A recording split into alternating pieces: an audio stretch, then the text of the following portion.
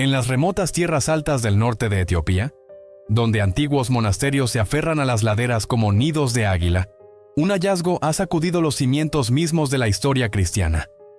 La Biblia etíope, venerada desde hace mucho tiempo como una de las tradiciones sagradas más antiguas y misteriosas del mundo, ha revelado una vez más algo extraordinario. Escondido durante 17 siglos en un monasterio de montaña llamado Gunda Gunda, los eruditos han descubierto un manuscrito que podría reescribir todo lo que creíamos saber sobre Jesús de Nazaret. ¿Y si el verdadero mensaje de Jesús, sus últimas enseñanzas privadas, nunca se perdió, solo se ocultó? ¿Y si el evangelio perdido ha estado reposando tranquilamente en manos de monjes etíopes, intacto por los concilios y los imperios que moldearon el cristianismo occidental? ¿Y si dentro de esas páginas reside una visión de la fe que desafía cada suposición hecha desde el siglo IV? En este video exploramos ese descubrimiento en profundidad. Un manuscrito escrito en Ge'ez, el antiguo idioma litúrgico de Etiopía, datado entre los siglos IV y V de nuestra era. Sus palabras, atribuidas al propio Jesús, no aparecen en ninguna Biblia terrenal.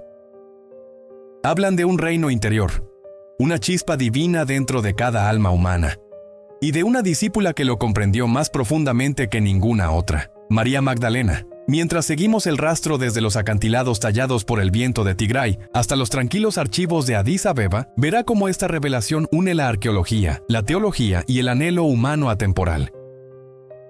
Escuchará cuán diverso, místico e inclusivo fue el cristianismo primitivo, en comparación con la única versión ortodoxa que sobrevivió al imperio y al poder. Quédese hasta el final porque revelaremos el pasaje exacto que nombra a María Magdalena como la que comprende, y la razón por la cual esta enseñanza podría transformar la percepción de millones sobre la vida y la misión de Jesús. Si este descubrimiento resuena en usted, tómese un momento para dar me gusta, comentar y suscribirse. No solo para ver, sino para unirse a un círculo creciente de buscadores que creen que la verdad nunca debe permanecer enterrada. La Biblia etíope puede que no reescriba las escrituras de la noche a la mañana, pero podría reabrir la conversación que Jesús inició hace 2000 años, aquella que la humanidad nunca debió olvidar.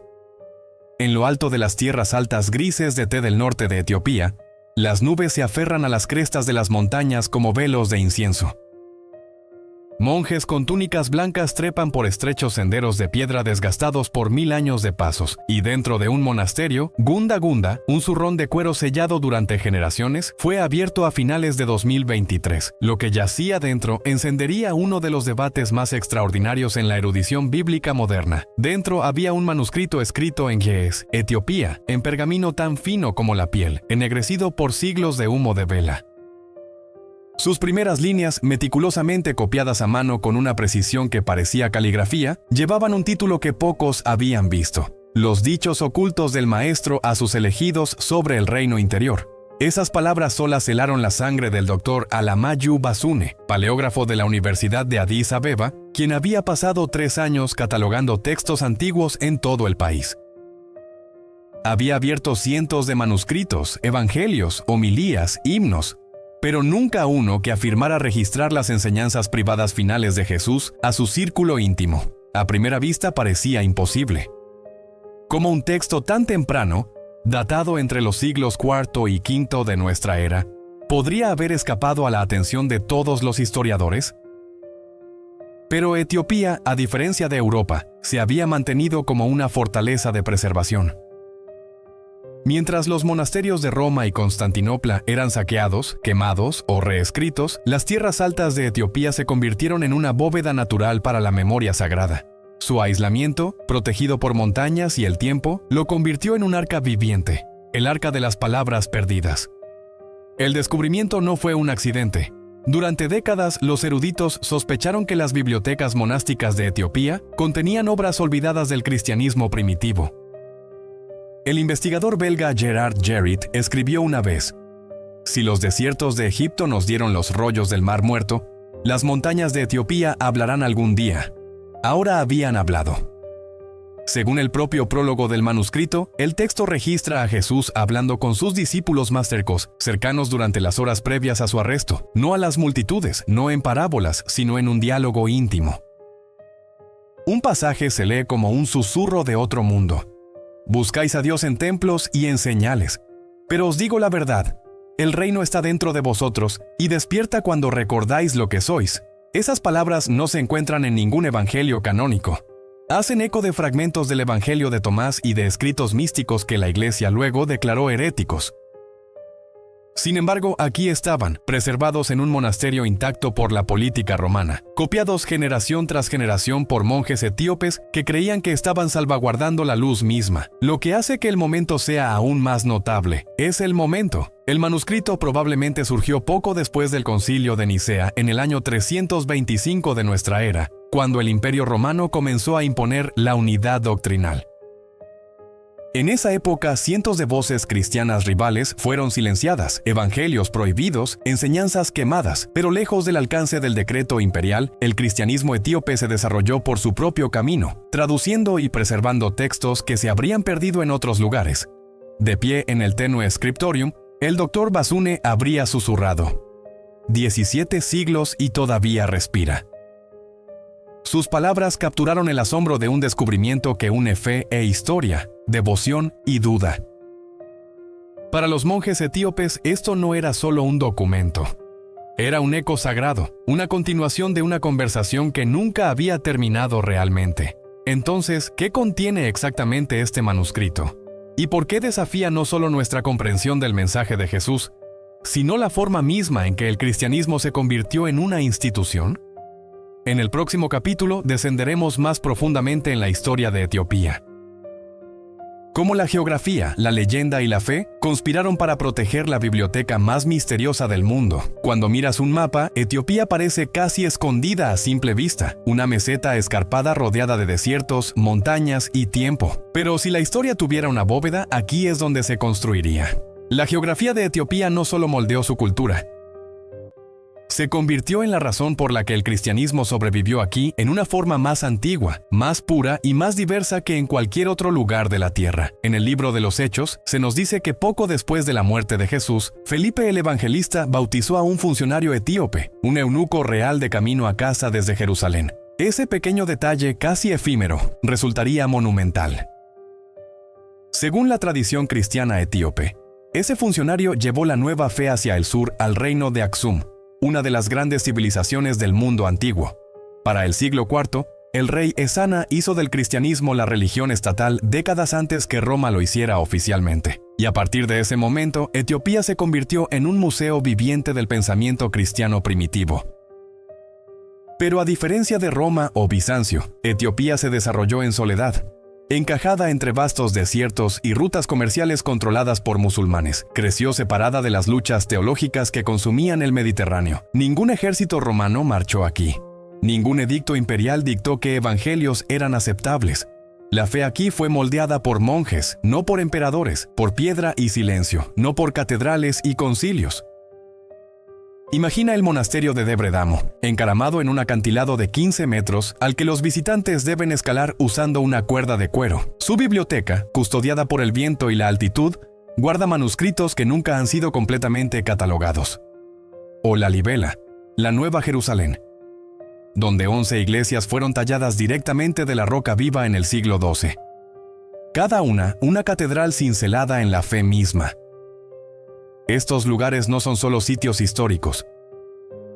Son símbolos de una nación que cinceló su religión en los mismos huesos de la tierra. Durante siglos, los monjes etíopes copiaron textos a la luz de las velas mientras imperios subían y caían más allá de las montañas. Cuando la biblioteca de Alejandría se quemó, cuando Constantinopla fue saqueada, cuando cruzados y reformadores reescribieron la teología de Europa, Etiopía siguió escribiendo. Los monjes no sabían que las obras que preservaban habían sido prohibidas en otros lugares.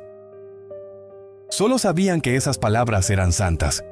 Entre los tesoros que Etiopía preservó se encuentra el Kebra Nagast, la crónica épica de la nación que vincula a sus gobernantes con el rey Salomón y la reina de Saba. Afirma que su hijo Menelik I trajo el Arca de la Alianza a Etiopía y que todavía descansa allí hoy, oculta dentro de la iglesia de Nuestra Señora María de Sión. Ya sea literal o simbólico, el mensaje es claro. Etiopía se veía a sí misma no como una periferia del cristianismo, sino como su corazón espiritual, el guardián de la memoria divina. Ahora considera esto. Cuando el Imperio Romano buscó controlar la creencia cristiana a través de concilios y credos, Etiopía nunca asistió. Estaba demasiado lejos, demasiado independiente, demasiado fiel a su propio ritmo. El resultado, una fe que permaneció descentralizada, mística y asombrosamente resiliente. Cada monasterio era su propio Vaticano, cada abad su propio teólogo. No había una única autoridad para decidir qué era ortodoxo y qué era herejía, y así sobrevivió la diversidad, el tipo de diversidad que la Iglesia Occidental había borrado hacía mucho tiempo. Es por eso que el descubrimiento en Gunda Gunda se siente casi inevitable. Si algún lugar en la Tierra estuviera destinado a ocultar un evangelio intacto por el imperio, sería aquí, entre acantilados donde incluso el tiempo camina suavemente. Como le dijo un monje etíope a un erudito visitante, las palabras que buscas nunca nos dejaron. Es el mundo el que olvidó. Esto es más que justicia poética. Es un recordatorio de que la verdad a menudo sobrevive no en el poder, sino en la oscuridad. Los monjes que copiaron esas páginas no eran historiadores. Eran guardianes de una llama que se negó a morir. Pero, ¿quiénes fueron los eruditos modernos que la encontraron? ¿Y cómo se dieron cuenta de que el manuscrito en sus manos podría cambiar la historia cristiana? En la siguiente parte, conoceremos al hombre que abrió el zurrón, el monasterio que lo protegió y el momento silencioso en que 17 siglos de polvo dieron paso a la revelación. A principios de 2023, en lo profundo de las tierras altas de Tigray, una pequeña caravana de investigación se abrió camino por un sendero de tierra apenas lo suficientemente ancho para una mula. Al frente del grupo estaba el doctor Alamayu Bisune, un paleógrafo de la Universidad de Addis Abeba, conocido por su curiosidad implacable y por la forma en que trataba cada manuscrito como un ser vivo. Su destino era el monasterio de Gunda Gunda, uno de los más antiguos de Etiopía, un lugar donde el tiempo no pasa, sino que perdura. Durante 3 años, el Dr. Basu había estado catalogando miles de manuscritos dispersos por los monasterios de Etiopía. Había visto salterios ennegrecidos por siglos de humo de vela, códices devorados por insectos y textos litúrgicos escritos en piel de cabra tan frágiles que podían desintegrarse con un aliento. Pero en este viaje algo se sentía diferente. El abad había insinuado sobre un zurrón que nadie había abierto en generaciones. Un bulto de cuero y silencio guardado detrás del altar. Llegar a Gunda Gunda requirió una caminata de 4 horas a pie. El monasterio, tallado en parte en roca, parecía más una extensión de la montaña que un edificio. Los monjes se movían como fantasmas por los corredores, llevando el aroma a incienso y cera de abeja. Dentro del scriptorium, donde la luz del sol se filtraba por estrechas ventanas, el abad colocó un zurrón de cuero curtido frente al doctor Bisune. «Ten cuidado», dijo en voz baja. «Este recuerda». Los cordones del zurrón crujieron al ser desatados. Dentro, envuelto en lino, yacía un códice de pergamino pálido, sus bordes curvados, pero el texto notablemente claro. El doctor Basune levantó la primera página, y en ese momento, los siglos entre el siglo IV y el presente parecieron desvanecerse. Más tarde admitió que sus manos temblaban tanto que casi se le cae la cámara. Cada página revelaba una elegante escritura en ge'ez, entintada en negro profundo de carbón. La escritura era consistente, casi meditativa. No había ilustraciones ni decoración ornamental, solo palabras, como si el escriba creyera que la belleza pertenecía al significado, no a la forma. La primera línea identificaba la obra como «los dichos ocultos del maestro». Era diferente a todo lo que había visto antes. El doctor Bisun comenzó inmediatamente el meticuloso proceso de documentación. Usando un equipo digital portátil alimentado por una pequeña batería solar, fotografió cada folio bajo múltiples espectros de luz. Visible, infrarrojo, ultravioleta. Más tarde, estas imágenes se enviarían a laboratorios en Oxford, Múnich y Addis Abeba para su verificación. Las pruebas contaron una historia coherente. El pergamino databa entre el 350 y el 450 de nuestra era. La firma química de la tinta coincidía con las antiguas fórmulas de negro de humo. La caligrafía correspondía a las convenciones del período aksumita temprano. Auténtico, antiguo, innegable. Pero la ciencia solo podía confirmar lo que el corazón ya sabía. Dentro de los tranquilos muros de piedra, 1000 años de oración habían protegido estas páginas de la conquista, el fuego y el olvido. Los monjes que lo copiaron a la luz de las lámparas no lo hicieron para eruditos o fama, lo hicieron por fe. Las notas del Dr. Bizune de ese día parecen una confesión. Cuando toqué la página, me sentí observado no por ojos, sino por el tiempo. Es como si el pasado estuviera esperando que llegáramos. La noticia del descubrimiento se propagó rápidamente por los círculos académicos. Algunos lo descartaron como otra curiosidad apócrifa. Otros intuyeron que podría ser la pieza faltante en el rompecabezas de la diversidad cristiana primitiva.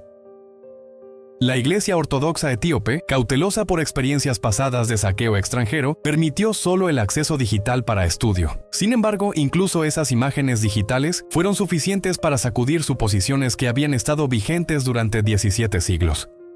El sistema de datación interna del texto sugería que fue escrito dentro de una generación después del Concilio de Nicea, un momento en que la ortodoxia cristiana apenas estaba siendo codificada. Esto significaba que el manuscrito provenía de la misma era que los escritos postconciliares más antiguos, posiblemente incluso anterior a algunas traducciones sobrevivientes del Nuevo Testamento. Para el Dr. Bizune no se trataba de probar o refutar la fe, se trataba de devolverle la voz a la historia. De pie en la terraza del monasterio, al atardecer, contemplando los acantilados de Tigray, susurró: 17 siglos en silencio, que hable ahora. Y así surge la pregunta: ¿qué dice exactamente esta voz? ¿Qué palabras valieron la pena ocultar durante 17 siglos? ¿Y qué visión de Jesús preservaron? En la siguiente parte, examinaremos el manuscrito en sí, su estructura, su idioma y el mensaje tejido en sus páginas antiguas. Lo primero que notas del manuscrito es su silencio. No se anuncia con pan de oro ni halos pintados. No hay ilustraciones ni bordes ornamentales, solo letras negras sobre pergamino pálido. Cada una tallada por una mano paciente que creía que la eternidad comienza con la atención.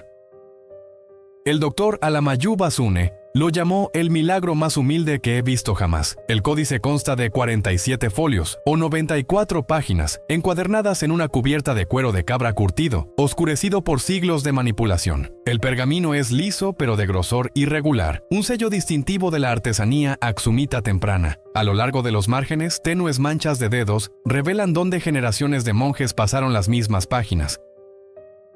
Cada página está escrita en Ge'ez, la antigua lengua litúrgica de Etiopía, una lengua que no se ha hablado en la vida diaria durante más de un milenio, pero que todavía vive en la oración y el canto. La caligrafía es consistente, segura y distintivamente temprana. Las letras cuadradas, los trazos apretados, delatan el ritmo de un escriba que copiaba de oído y memoria en lugar de vista. Sin embargo, algo en el idioma se siente extraño. Ciertas construcciones gramaticales no fluyen naturalmente en Ge'ez.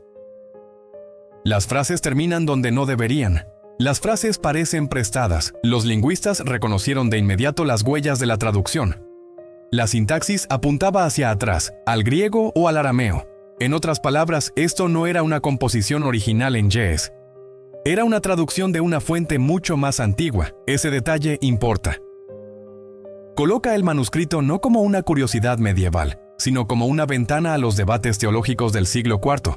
Una era en la que el cristianismo todavía era una conversación, aún no un imperio. El texto en sí está organizado como un diálogo. Un breve prólogo describe una reunión la noche antes del arresto de Jesús, un entorno privado, un círculo íntimo de discípulos y enseñanzas destinadas solo a sus oídos.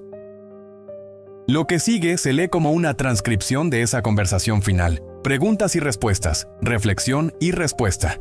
Maestro, ¿dónde buscaremos el reino del que hablas? Y la respuesta: no busquéis en templos ni en cielos, porque el reino está dentro de vosotros, y los que despierten lo verán brillando en todas las cosas. Estas no son las palabras de la religión institucional, son las palabras del misticismo, íntimas, experienciales, internas. Hacen eco de fragmentos encontrados en el Evangelio de Tomás y en los himnos siríacos primitivos, pero su formulación es única. El manuscrito incluso identifica quiénes estaban presentes: Pedro, Juan, Santiago y, inesperadamente, María Magdalena. Su inclusión electrizó a los eruditos. En la mayoría de los evangelios canónicos, María es una testigo, no una participante en el diálogo teológico. Aquí habla haciendo preguntas, buscando claridad y recibiendo reconocimiento del propio Jesús. Según el texto, él la llama la que comprende. Ese momento cambia por completo el tono del manuscrito. Sugiere no jerarquía sino igualdad, que la comprensión, no la posición, define el discipulado. El análisis lingüístico profundizó el misterio. Algunos de los términos utilizados como pleroma, plenitud y gnosis, conocimiento, se alinean con el vocabulario de las primeras tradiciones místicas o gnósticas. Sin embargo, la teología no es completamente gnóstica. Une dos mundos: el judaísmo apocalíptico de las raíces de Jesús y el misticismo emergente de la antigüedad tardía. No es herejía, es historia antes de que se trazaran las líneas de la herejía. El Dr. Basune notó algo más: pequeñas anotaciones en tinta roja dispersas por los márgenes. Los escribas etíopes a menudo usaban el rojo para marcar énfasis sagrado, la palabra luz, el nombre María, la frase reino interior. Quienquiera que copió este texto no fue indiferente. Resaltó lo que creía que era más importante. Durante siglos, estas páginas yacieron en la oscuridad, literal y figurativamente. Cada capa de polvo añadía otro siglo de silencio. Pero bajo el techo del monje, bajo el olor a incienso, las palabras perduraron. Cuando las imágenes llegaron al Dr. Ephraim Isaac, el mayor experto mundial en lenguas semíticas, respondió con una sola frase: esto no es el eco de la escritura, es su hermano. Entonces, ¿qué dicen exactamente estas enseñanzas ocultas? ¿Cómo describen el reino interior? ¿Y por qué se consideraron lo suficientemente peligrosas como para desaparecer? En la siguiente parte abriremos el corazón del manuscrito en sí. Y aquí, en las palabras registradas del propio Jesús, un mensaje tan radical que amenazó con deshacer los cimientos mismos de la religión institucional.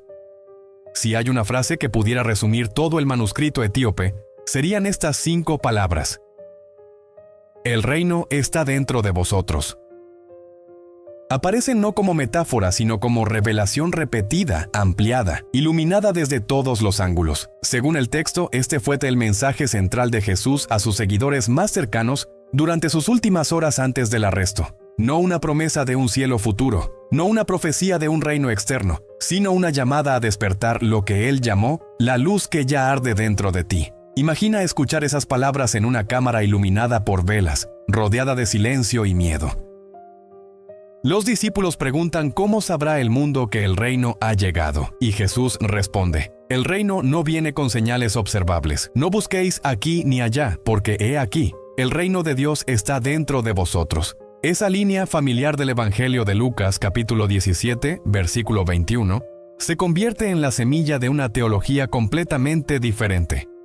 En este manuscrito Jesús elabora: cada alma lleva una chispa del Padre. La luz que buscáis en el cielo es la misma luz oculta en vuestro corazón. Buscáis a Dios en templos y sacerdotes, pero lleváis dentro aquello que buscáis. Las implicaciones son explosivas. Si la divinidad reside dentro de cada ser humano, la necesidad de autoridad externa se derrumba. La fe se convierte no en obediencia, sino en despertar. La salvación se convierte no en un don otorgado, sino en una realidad recordada. Esto es lo que los eruditos llaman teología interiorizada. Una transición del drama cósmico a la metamorfosis personal. Refleja conceptos hallados en el Evangelio de Tomás, el canto de la perla e incluso textos orientales ancestrales como los Upanishads o los poemas sufíes de Rumi. El reino está en tu interior. Ecos de Tat Tvam. Así, tú eres eso. A través de culturas y épocas, los místicos hablan al unísono. Pero en la cristiandad del siglo IV, tales ideas eran peligrosas. La Iglesia romana estaba consolidando su poder a través de la jerarquía y el credo. Un mensaje que afirmaba que no necesitas intermediario entre tu alma y Dios amenazaba la estructura misma de la institución que se estaba edificando. Un Dios interior significaba ningún imperio exterior. El autor del manuscrito etíope, ya sea copista, traductor o testigo, comprendió esta tensión. Los diálogos entre Jesús y sus discípulos no son filosofía abstracta, son una rebelión gentil pero directa. En un pasaje, un discípulo pregunta: Maestro, si el reino ya está dentro de nosotros, ¿por qué necesitamos tu enseñanza? Jesús responde: necesitas mi enseñanza porque has olvidado quién eres. Mis palabras no son nuevas, son el eco de tu propia alma. Hay poesía aquí, pero también precisión. La idea de que la humanidad porta la imagen divina, Imago Dei, Es tan antigua como el Génesis, pero este texto la lleva más allá. No semejanza sino participación, no parecido sino esencia. El monasticismo etíope, con su canto meditativo y énfasis en la quietud interior, proporciona el terreno perfecto para este mensaje. Los monjes de Lalibela tallaron sus iglesias hacia abajo en la roca viva, como si cavaran en la tierra para alcanzar el cielo desde adentro. La misma paradoja recorre este manuscrito, cavar hacia adentro para encontrar lo divino. El Dr. Ephraim Isaac, al revisar las primeras traducciones, señaló que el término Ge'ez, utilizado para reino, también conlleva la connotación de dominio o soberanía. Por lo tanto, el reino interior también podría leerse como la soberanía interior. La autoridad divina incrustada en cada alma es tanto místico como revolucionario. Para los primeros padres de la Iglesia, esto era un problema. Un cristianismo místico descentralizado era ingobernable.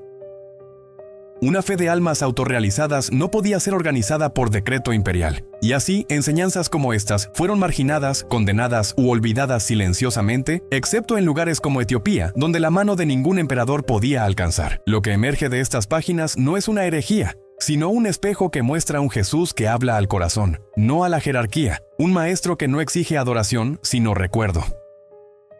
Si esto es cierto, entonces la historia del cristianismo no trata sobre el exilio de Dios y el retorno a través de una institución. Trata sobre la amnesia y el despertar, la chispa divina redescubriéndose a sí misma en forma humana. Pero el manuscrito no se detiene ahí, porque entre quienes escuchaban estas enseñanzas ocultas había una discípula que las comprendió más claramente que ninguna otra, y su nombre era María Magdalena.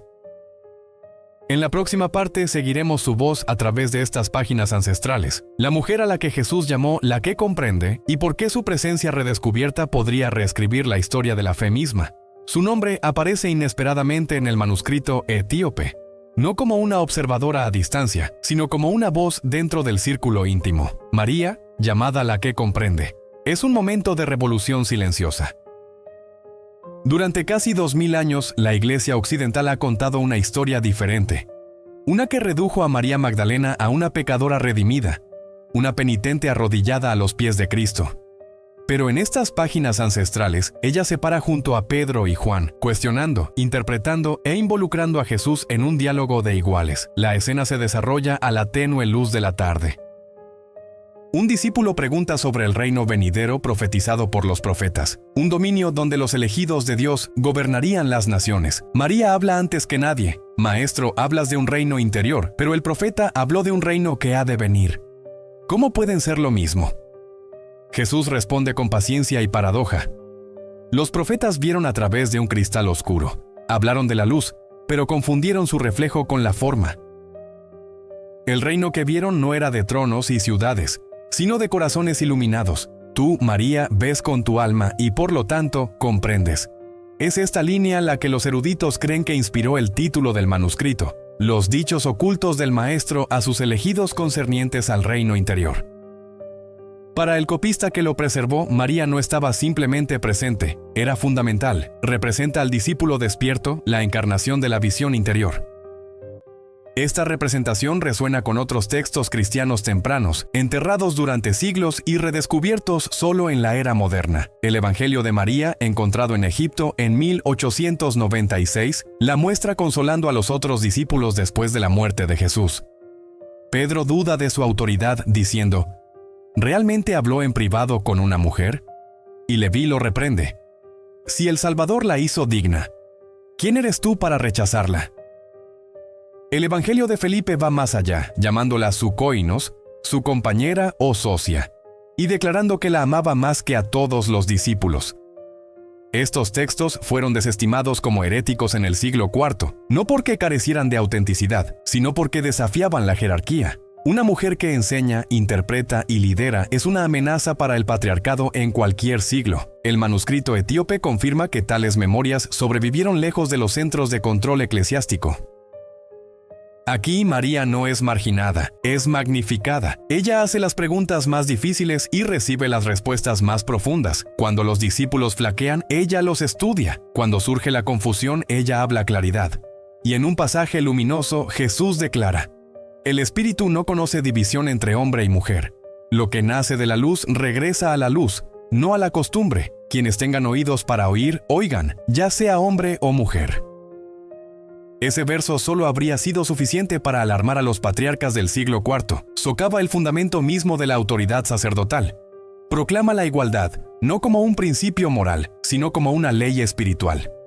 La doctora Karen King, de la Escuela de Divinidad de Harvard, una destacada erudita sobre mujeres cristianas tempranas, comentó al leer extractos: esto no es feminismo retroactivamente aplicado a textos antiguos, es memoria resurgiendo.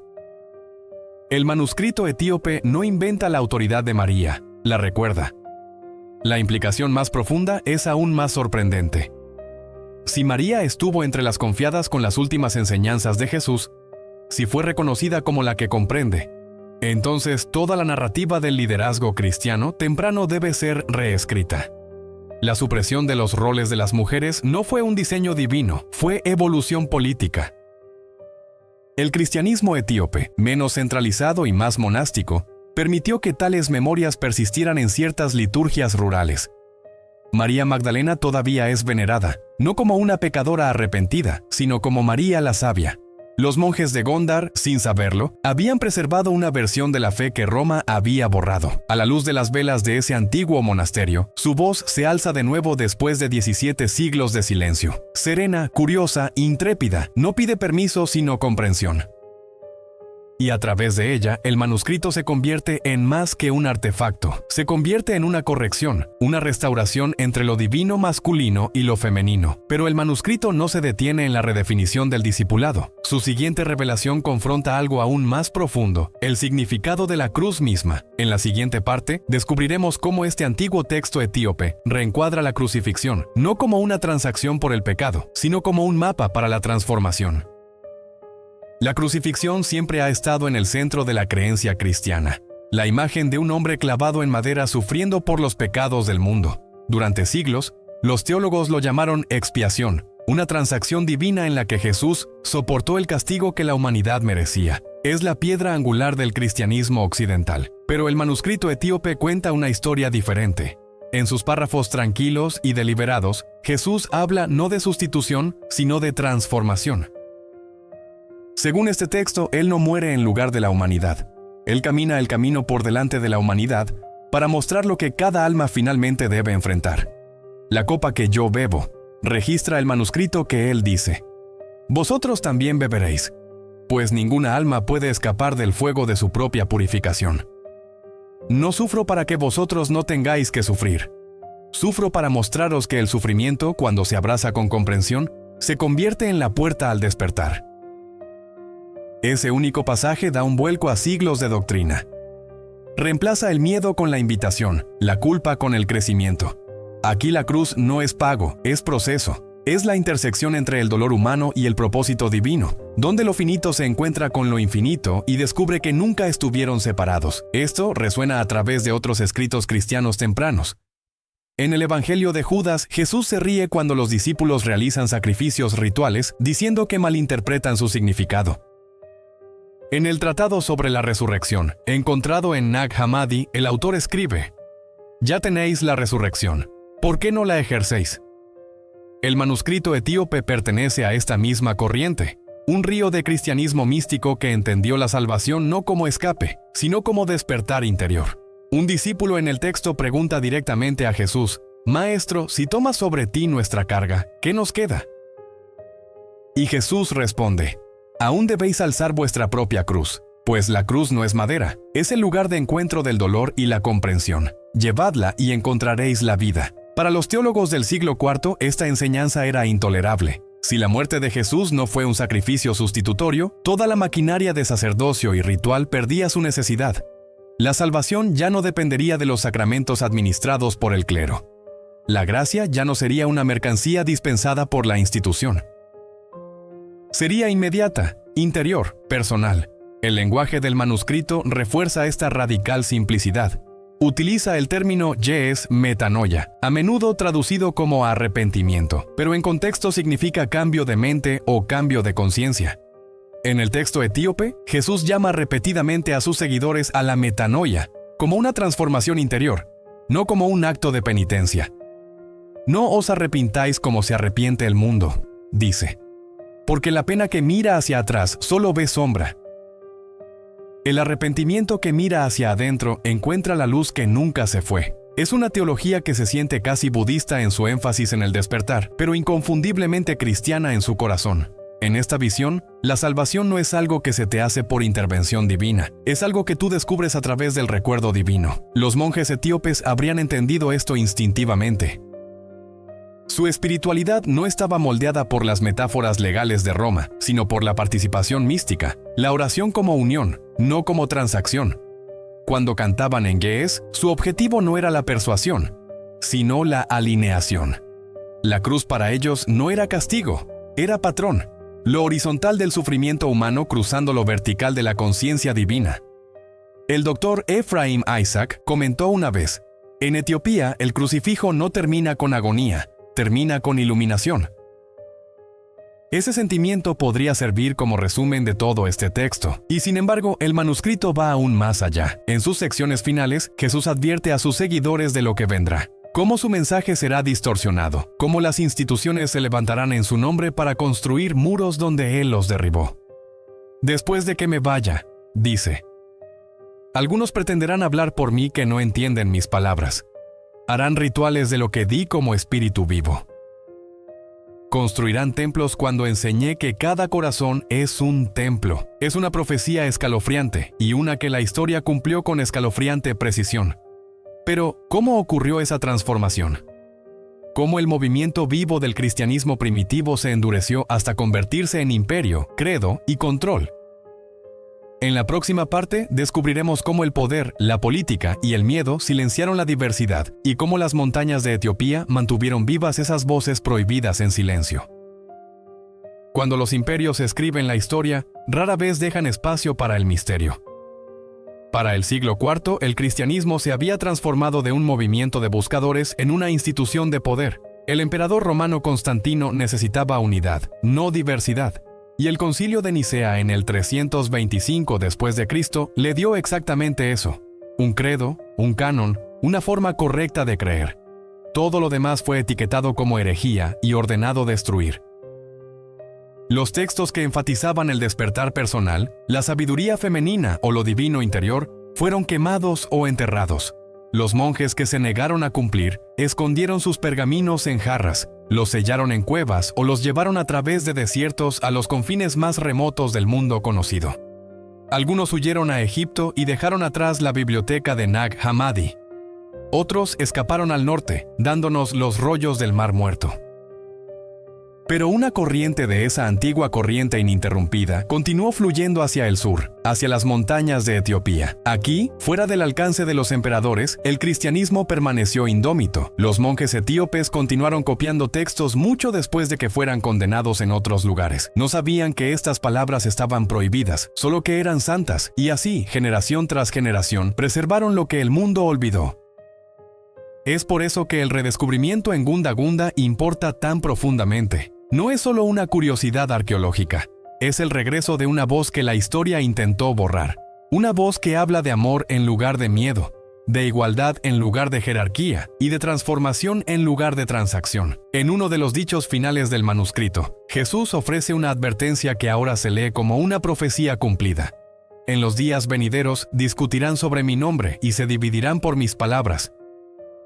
Afirmarán tener certeza sobre misterios, construirán torres de doctrina y las llamarán fe. Pero os digo, el amor es la única doctrina, la compasión es el único ritual, el despertar es la única salvación. Esas palabras golpean con una relevancia casi dolorosa. Después de 17 siglos de división, persecución y reforma, se nos invita una vez más a recordar, no a reemplazar la fe, sino a profundizarla. Los acantilados de Etiopía han guardado más que manuscritos, han mantenido viva la memoria.